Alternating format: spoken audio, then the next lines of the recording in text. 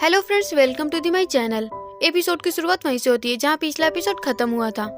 तो जाओ नानजिंग के पास आती है और उससे कहती है कि तुमसे एक लड़का मिलने के लिए आया है और वो तो हमारे बॉस से भी ज्यादा हैंडसम है।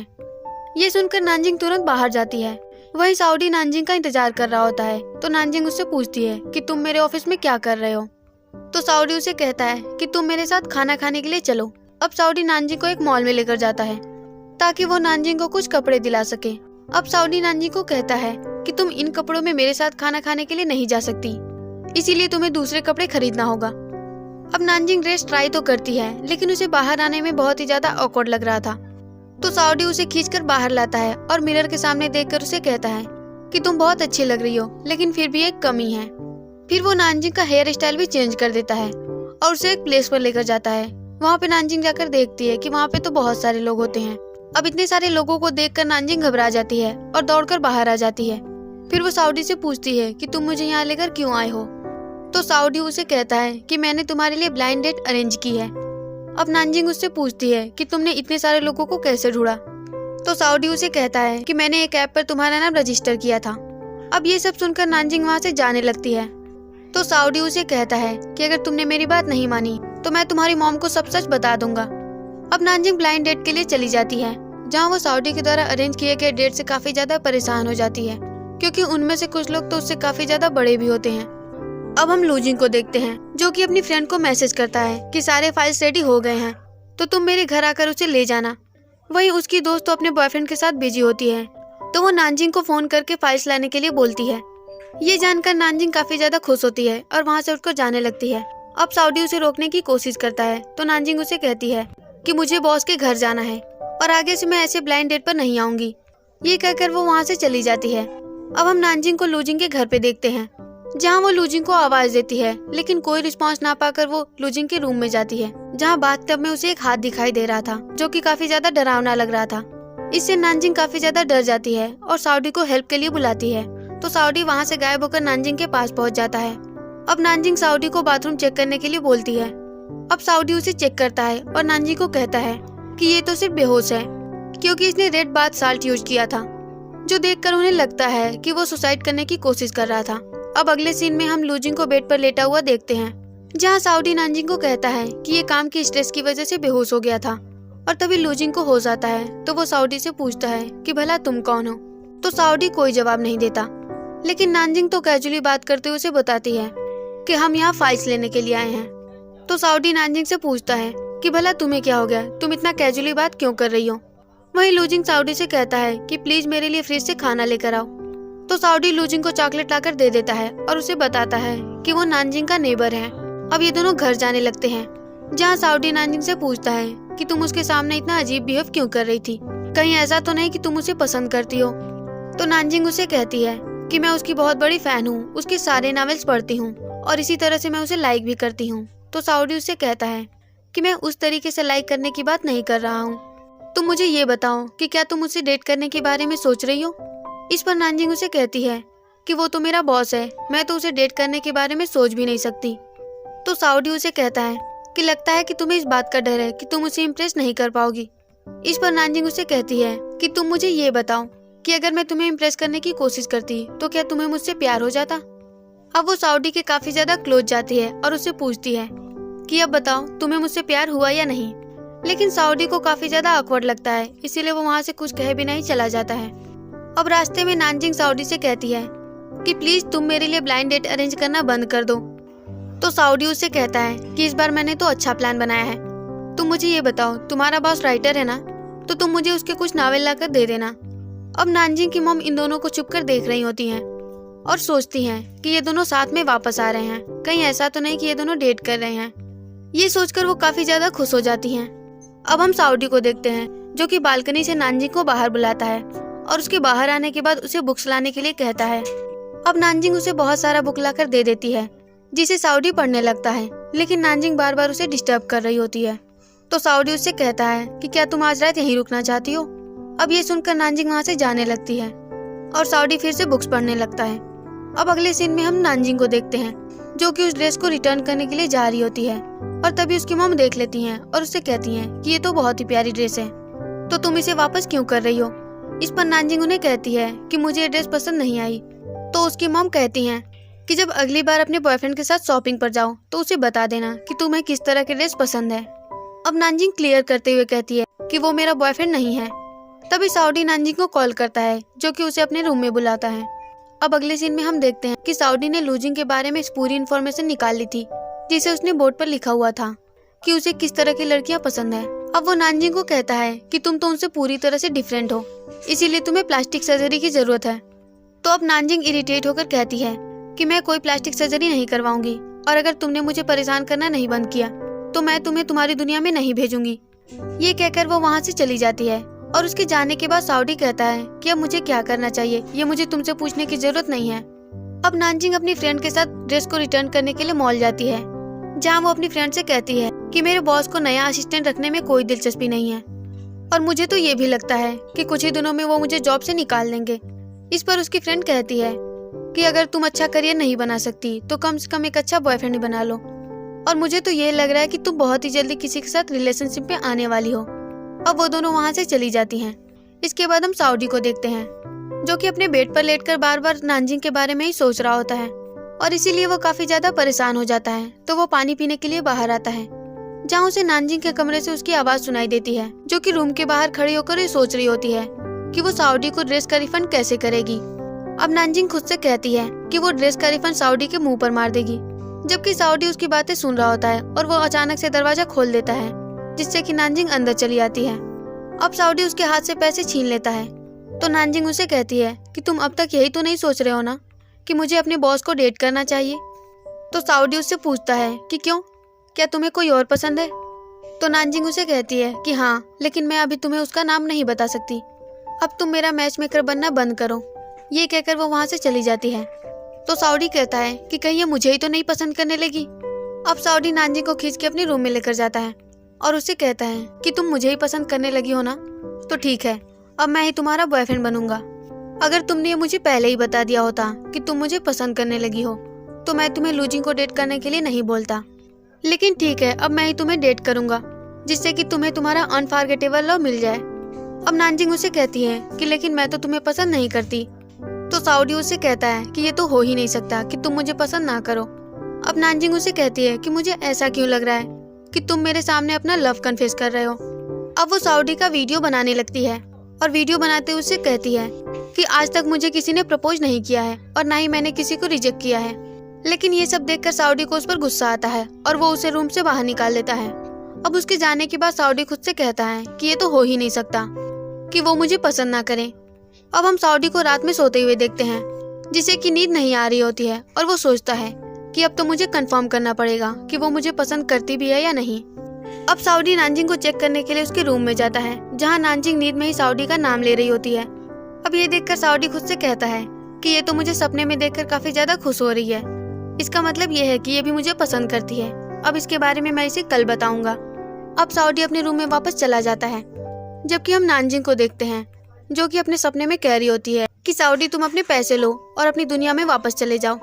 और यही सोचकर नानजिंग काफी ज्यादा खुश हो रही होती है। अब हम साउडी को एक रेस्टोरेंट में देखते हैं जहाँ पर वो नानजिंग की फ्रेंड को ट्रीट दे रहा होता है। अब वो उसकी फ्रेंड से पूछता है कि अगर नानजिंग को किसी से प्यार हो जाए तो उसका बिहेवियर कैसा होगा। तो उसकी फ्रेंड उसे कहती है कि नानजिंग को तो अभी तक किसी से प्यार ही नहीं हुआ क्योंकि वो तो लड़कों के सामने बोलने से भी डरती है। तो साउडी उसे कहता है कि तुमने तो मुझे मेरे काम की कोई भी चीज नहीं बताई और ये कहकर उसके सामने से फूट खींच लेता है। तो उसकी फ्रेंड उसे कहती है कि हाँ, मुझे याद आ गया, एक बार उसने मुझसे कहा था कि अगर वो किसी से अटैच हो जाए जहाँ उसके खुश होने पर उसे भी खुशी मिले और उसके रोने पर उसे रोना आए तो तभी वो मानेगी कि उसे प्यार हो गया है। अब ये सब सुनकर साउडी कहता है कि मुझे एक आइडिया आया है और वो वहाँ से चला जाता है। अब हम नानजिंग को देखते हैं जो कि अपने फोन में एक न्यूज देखकर चिल्लाती है। तो उसकी मॉम उससे पूछती है कि भला क्या हो गया। तो नानजिंग अपनी मॉम को बताती है कि लूजिंग ने सुयू को मार दिया। तो उसकी मॉम उसे कहती हैं कि तब तो लूजिंग को पुलिस ने अरेस्ट कर लिया होगा। अब नानजिंग कहती है कि सुयू उसके नॉवेल की फीमेल लीड है। इस बात पर उसके फैंस भी काफी गुस्से में हैं। अब हम मिस ये को देखते हैं जो कि इस बात से काफी ज्यादा परेशान होती है और तभी वहाँ पर जियाओ आती है जो कि उसे कहती है कि हमने बॉस को हर जगह ढूंढ लिया लेकिन वो कहीं पे भी नहीं मिल रहे हैं। वो तो हमारे फोन और मैसेज का रिप्लाई भी नहीं कर रहे हैं। अब हम नानजिंग को देखते हैं जो कि जियाओ के पास फोन करती है और उससे कहती है कि अगर ऑफिस में उसकी कोई जरूरत है तो वो अभी ऑफिस आ सकती है।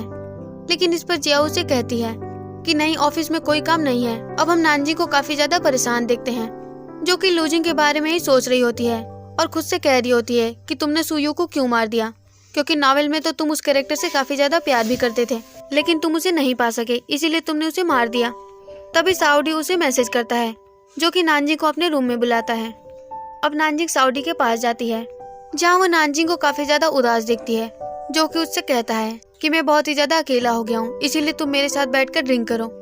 अब नानजिंग उसे ऐसा करने की वजह पूछती है, तो साउडी उसे कहता है कि टीवी देखते हुए मुझे मेरे होम टाउन की याद आ गई, क्योंकि जब मैं बहुत छोटा था तभी मेरे पेरेंट्स की डेथ हो गई थी, जिसके बाद से मैं अपने मास्टर के साथ रहने लगा, लेकिन फिर उनकी भी डेथ हो गई और अब मैं यहाँ आ गया। अब नानजिंग सोचती है कि मैंने तो नॉवेल में ऐसा कुछ भी नहीं लिखा था, लेकिन वो फिर भी साउडी की बातों पर विश्वास कर लेती है। अब साउडी काफी ज्यादा इमोशनल होकर रोने लगता है, तो नानजिंग उसे हक कर लेती है, लेकिन साउडी और भी ज्यादा रोने लगता है और वो सोचता है कि ये मेरे लिए काफी ज्यादा इमोशनल हो गई है, इसका मतलब ये है कि इसके अंदर मेरे लिए फीलिंग्स हैं।